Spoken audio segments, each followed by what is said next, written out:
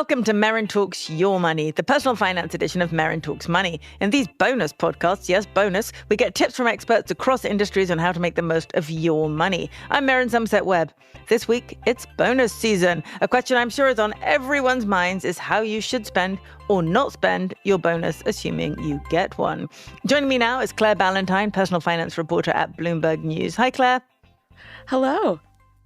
Now, listen, the first thing we should ask is, are most people going to get a bonus? You know, the column you wrote about this a few months ago, you start with companies are slashing jobs, pay is starting to flatline, analysts are bracing for a volatile year.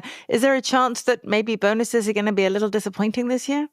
What we've seen, at least in the U.S., is that bonus season has been disappointing from some of the big banks. A lot of bankers are getting less bonuses, some getting none at all. So that's been disappointing here. And I think that sort of reflects the broader environment of people companies getting a bit more worried about the economy and then slashing bonuses as a result. Yeah, it's a quick way to cut costs. Now, if we're in that environment, and clearly we are, if you do get a bonus, maybe you should just stick it in the bank and hope for the best for next year. That is one take, and some advisors will recommend that. But yeah, I think it's kind of based on the person. Okay, so maybe you should spend it. Well, so there are a couple schools of thought here. And so, the financial advisors that I talk to, very first is looking at your financial situation. And if you have debt, if you have outstanding, student loans, if you don't have an emergency fund, those are the places where your bonus should go to. Okay, so the first place, sorry, I'm just going to go back and nail down this personal finance stuff. The first thing you should probably do is make sure that you have a certain number of months of living money stuck in an account, right? We always say 6 months. If you've got 6 months worth of cash in an account, regardless of whether you have debt or not, still have 6 months of cash in an account, because that's your freedom money. It gives you a sense that you can, if something goes horribly wrong, you can leave your job. There's lots of things you can do if you know you've got 6 months worth of living in the bank. So is that the first thing? Is that what most financial advisors say? Exactly. Yeah. And the 6 month is a good one. Some recommend 3, but they're bumping it up to 6 months because the job market is a bit more shaky. Yeah. Okay. So you do that. And then from what you said, I'm guessing the next thing is get rid of any high interest debt. High interest debt, yeah, and that's not just the consumers that are on the lower end of the spectrum. A lot of high earners also have credit card debt or personal debt. So putting your bonus towards that is always a good idea if you have it. And in the US, maybe student debt. Student debt can also be a big factor, too, if you have private student loans. There's a balance here, though, I think. Obviously, if you don't have an emergency fund, you want to put your bonus money towards that. If you have a lot of bad debt, you want to put the bonus money towards that. But if you have, say you have a car payment or a mortgage payment or student loans that don't have a crazy high interest rate, those can kind of be okay to carry over and to gradually pay down. Unless you're one of those people who just can't stand the idea of debt, then maybe you should use your bonus for it. Yeah, because those debts, mortgage debt and all that kind of thing, they're set up to last for 20 years. And so, you might be able to take your bonus and do something completely different with it rather than get rid of a debt that you already planned to have long term. Exactly. Yeah. And I think the thing that was really interesting to me in talking with financial advisors, obviously the best thing you can do for your financial health is to, pay down debt and all of that. But they really stress the fact that you should use at least a little bit of your bonus money on something fun. If you just, pile it all into your bad debt or into your 401k, it's a little bit sad. I mean, this is what people work for all year. You should treat yourself a little bit. And I think advisors would even say, maybe you put the, 95% of it into your bad debt, but use a little bit to treat yourself. And that kind of motivates you to keep building up good financial habits.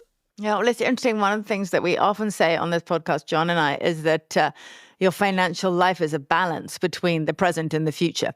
And it's quite easy to get yourself caught up, particularly if you read the money pages in the newspapers or personal finance websites, saving websites, etc. It's quite easy to get yourself caught up in the idea that your money should all be dedicated to the future. But of course, now is now, and the future is unknown. So we need to find a balance between living well now and planning to live well in the future. So with that in mind, it makes perfect sense, almost regardless of your debt position, to take a chunk of a bonus and say, well, I'm going to spend that on something that works for me. I'm very taken with, you wrote about a young woman called Donna Hickson, who's just going to spend her bonus on shoes. Yes, I loved that. I mean, that was so great. Just someone who was sort of treating themselves after a long, hard year. Obviously, just like you said, and I think that's so great, there is a balance with it all. Should you spend all of your money on shoes? No, but a little bit treating yourself. And the big thing that career coaches I talked to said is that motivates you to work hard the next year. That makes you feel like your job is producing something and is creating the quality of life that you want. And so a lot of it just comes down to your motivation for next year.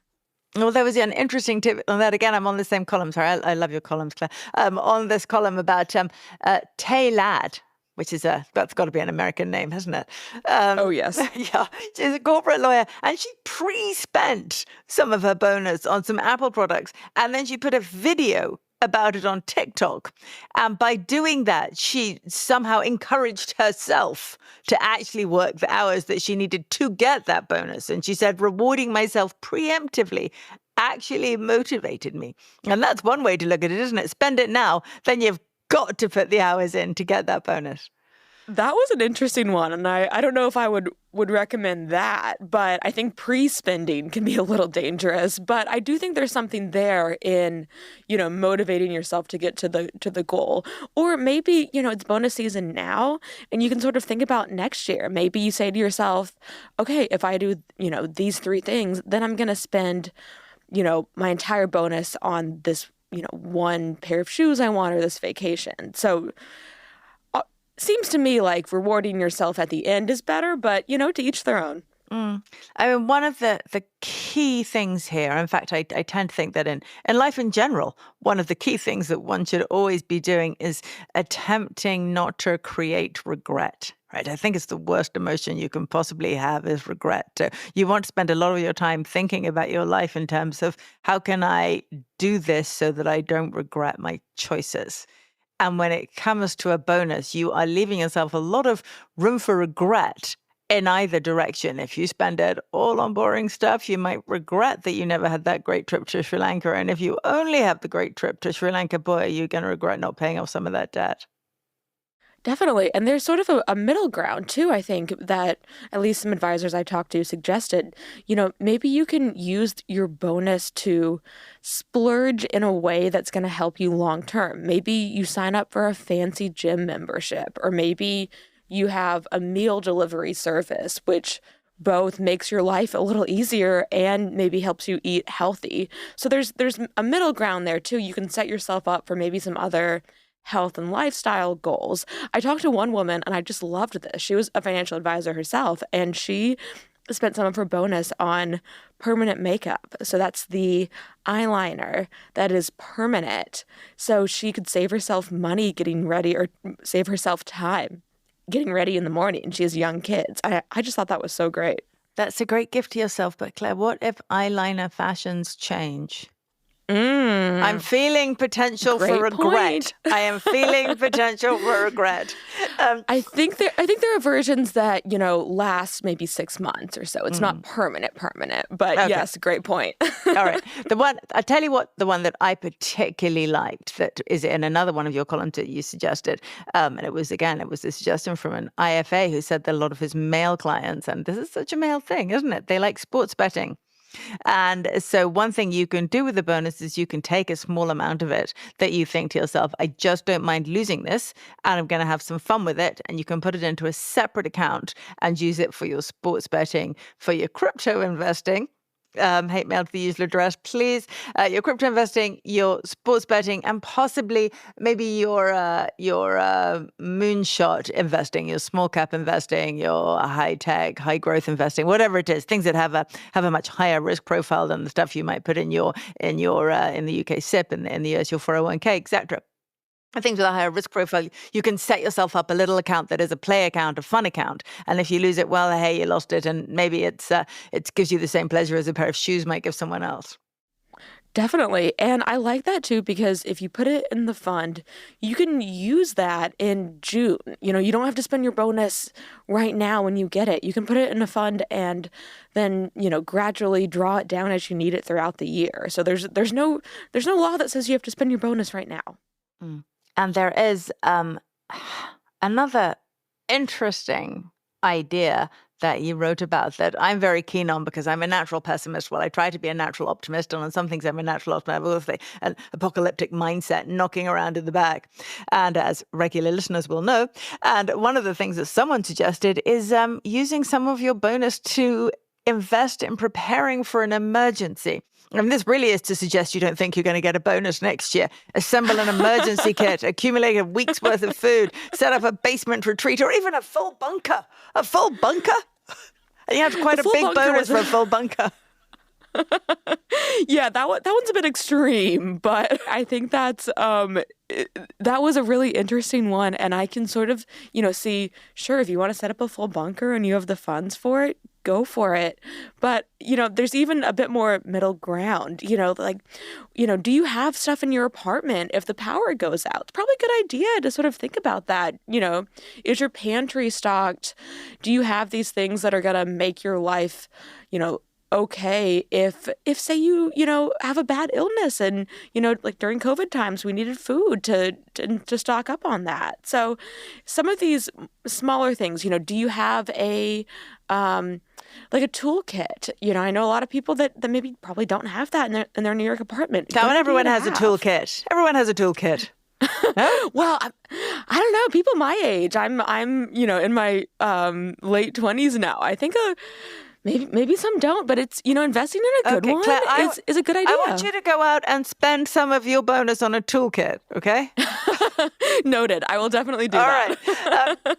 Now, in the UK, of course, we did a podcast last week with an energy consultant, and listening back to that, I can tell you that there's a very strong chance of blackouts coming in the UK relatively soon. So everyone is going to want to have torches, candles, a couple of weeks worth of food, etc., because you just never know when that kind of thing is going to come. So there's a lot in there. Now, one thing I would say and ask you about is that this isn't really just about bonuses. Is that we're not really talking about bonuses. We're talking about any lump sum you might come into suddenly. So everything that we've discussed holds for an inheritance, for example, as well, doesn't it? Yeah, that's a great point too. Any sort of random sum of money that you come into. And I think that's also a great point because I know way too many people that think of their bonus as part of their salary. And that's a dangerous mindset because it's not guaranteed. So you shouldn't be counting on that. But yes, great point with if you have an inheritance, if you have, if you come into any kind of money sort of randomly. Or undeservedly, should we say. Undeservedly. Yes, great point. And so, you could have a sort of a balanced approach to that. You could put, some to retirement, I think is smart. Paying down bad debt, very smart. Maybe if you have kids, putting it in their college fund. And then maybe a little bit to treat yourself and maybe to take a vacation or travel. That's a good investment in yourself, too. So experiences. It's that balanced approach, I think, is really important. If you got a huge bonus and you could take any trip you wanted, go anywhere in the world you wanted right now, where would it be? That is a great question because I'm actually about to do a 3-month job swap in Hong Kong. So I leave a week in a week. And so it's great timing because I have a couple of trips planned that are kind of once in a lifetime trips. I'm going to Japan and I'm going to Thailand. So that's actually is where my bonus money is going this year. That's fantastic. Well, Claire, thank you so much for joining us today. Really, really useful information. Thank you.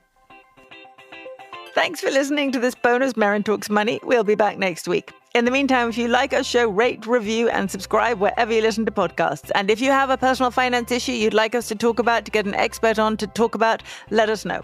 This episode was hosted by me, Merryn Somerset Webb. It was produced by Summer Sadi and Tiffany Choi. Additional editing by Rishi Bajakel. Special thanks to Claire Ballentine.